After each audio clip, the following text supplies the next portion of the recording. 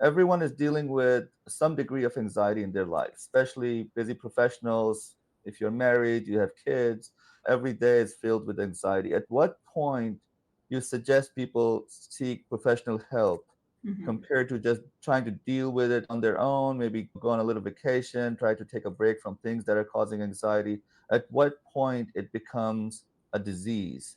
And at what point you think it's okay, it's just part of life, you just deal with it, tough it out?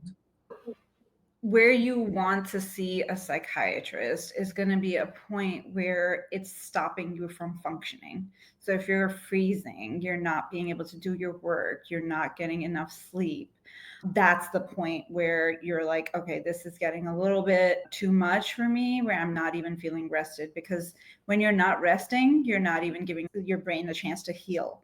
That's the point where you're like, okay, now like my work is being affected, my family life is being affected. I need to go see a professional. So that's like the difference, because there's healthy anxiety. If you don't have anxiety about a test, you're not going to study. Yeah, So you yeah, need the to have fight and some flight amount of response. anxiety. Yeah, So, yeah, but then there's that point where you just get frozen and you're not being able to function at yeah, your normal level. yeah.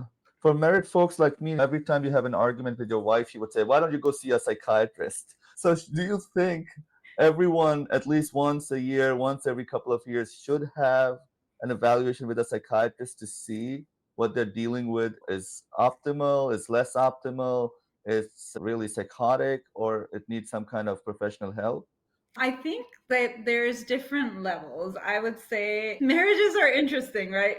Romantic partnerships are interesting. Anyhow, if you're in a relationship, the two Yeah, people are gonna argue, and that's just a very, they're your best friend, but also like they know all your true. I know. weaknesses, so they can hit those points. So marriages are really interesting. I don't think that everyone needs to see a psychiatrist.